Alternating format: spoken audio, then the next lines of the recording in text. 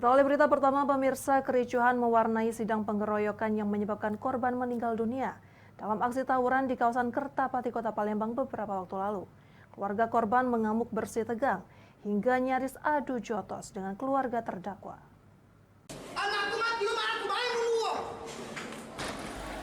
Kericuhan mewarnai sidang pengeroyokan yang menyebabkan korban Muhammad Putra Alam meninggal dunia di kawasan Kertapati, Kota Palembang pada bulan Februari lalu. Keluarga korban bersih tegang dengan keluarga 3 orang terdakwa saat majelis hakim membacakan dakwaan.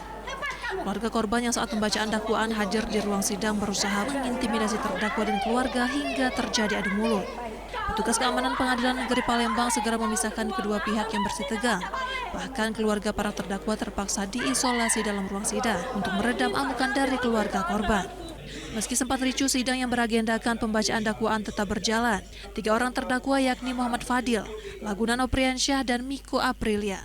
Di dalam amar dakwaan, ketiga terdakwa didakwa telah melakukan tindak pidana pengeroyokan terhadap korban hingga meninggal dunia, serta undang-undang darurat tentang kepemilikan senjata tajam.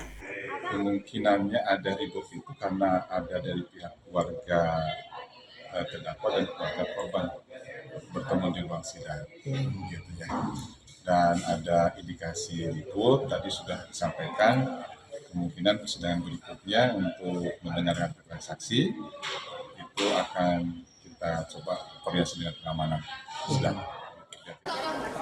Atas peristiwa tersebut, Pengadilan Negeri Palembang akan menambah petugas keamanan dibantu oleh aparat kepolisian pada saat sidang pemeriksaan saksi pada pekan depan.